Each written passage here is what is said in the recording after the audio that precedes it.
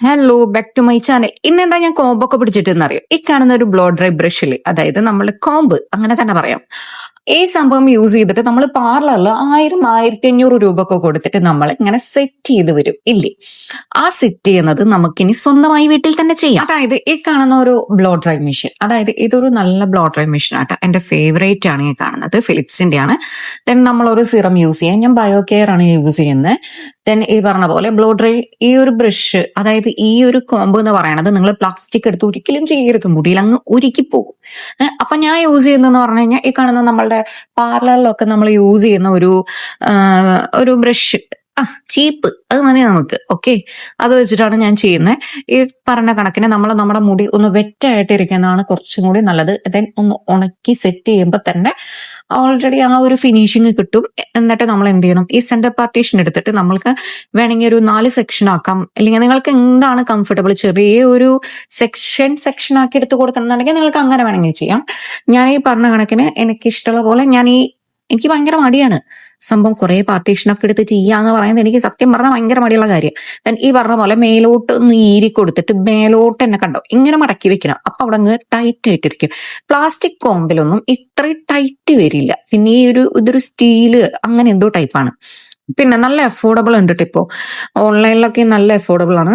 പിന്നെ ഈ കാണുന്ന കണക്കിന് നമ്മളിങ്ങനെ അതിനെ ഇങ്ങനെ താഴത്തേക്ക് കൊണ്ടുവരാൻ പറ്റുന്നില്ല എന്നുണ്ടെങ്കിൽ നിങ്ങൾ എന്ത് ചെയ്യണം എന്നറിയോ, ഇങ്ങനെ പിടിച്ച് ചുമ്മാ റോൾ ചെയ്ത് കൊടുക്കാം. നിങ്ങൾക്ക് എൻ്റെ ഒക്കെ നല്ല കേളായിട്ട് കിട്ടും കേട്ടോ. ദെൻ ഈ പറഞ്ഞ പോലെ നമ്മൾ എന്ത് ചെയ്യണം, ഇതിനെ പിടിച്ചൊന്നും ഇങ്ങനെ ഇതാക്കുക. ഒരുപാട് മുടിയോട് ചേർത്ത് പിടിക്കരുത്, മുടി അങ്ങ് കരിഞ്ഞു പോവും മീൻസ് ഒരു സ്മെല്ലൊക്കെ വരില്ലേ, അത്. എന്നിട്ട് നിങ്ങൾ എന്ത് ചെയ്യണം എന്ന് വെച്ചാൽ നന്നായി ഫിനിഷിംഗ് ആയിട്ട് അതിനെ വീണ്ടും ഒന്ന് റോൾ ചെയ്ത് കൊടുക്കുമ്പോൾ ഒന്നുകൂടി പെർഫെക്റ്റ് ആയിട്ട് കിട്ടും. ദെൻ ഈ പറഞ്ഞ പോലെ നമുക്ക് അപ്പുറത്തെ സെക്ഷൻ കൂടി ഒന്ന് സെറ്റ് ചെയ്ത് കൊടുക്കാം. ഇങ്ങനെ ഇരുമ്പോൾ തന്നെ നമുക്ക് ഒന്നുകൂടി കോമ്പ് സെറ്റായിട്ട് കിട്ടും. കോമ്പ് സെറ്റായിട്ട് കിട്ടുന്നേ, ഈ മുടി സെറ്റായിട്ട് കിട്ടും. അതിനുശേഷം നമ്മൾ എന്ത് ചെയ്യണം എന്നറിയോ, ഈ അടുത്തൊരു ഈ പാർട്ടിനെ ഞങ്ങൾ മാറ്റി വെച്ചിട്ട് അടുത്ത പാർട്ടിനെ നിങ്ങൾക്ക് ആവശ്യമുള്ള കണക്കിന് ഇങ്ങനെ എന്താ പറയാ സെറ്റ് ചെയ്ത് കൊടുക്കുക. പിന്നെ എനിക്ക് എൻ്റെ ഒരു പേഴ്സണലി ഞാൻ പറയുകയാണെങ്കിൽ നിങ്ങൾ എന്തെങ്കിലും എന്താ പറയാ ഹീറ്റിംഗ് സ്പ്രേയോ പ്രൊട്ടക്ഷൻ സ്പ്രേയോ അങ്ങനെ എന്തെങ്കിലുമൊക്കെ യൂസ് ചെയ്താൽ കുറച്ചുകൂടി നല്ലതായിരിക്കും. നമ്മളിപ്പോൾ സിറം മാത്രമേ യൂസ് ചെയ്തിട്ടുള്ളൂ.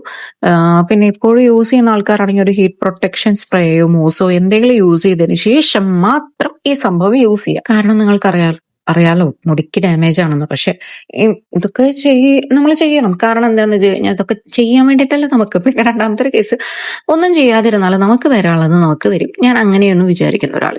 രണ്ടാമത്തത് നമ്മൾ എന്ത് ചെയ്യണം, ഒന്നുകൂടി തിരിച്ചങ്ങോട്ട് സെറ്റ് ചെയ്ത് കൊടുക്കുക.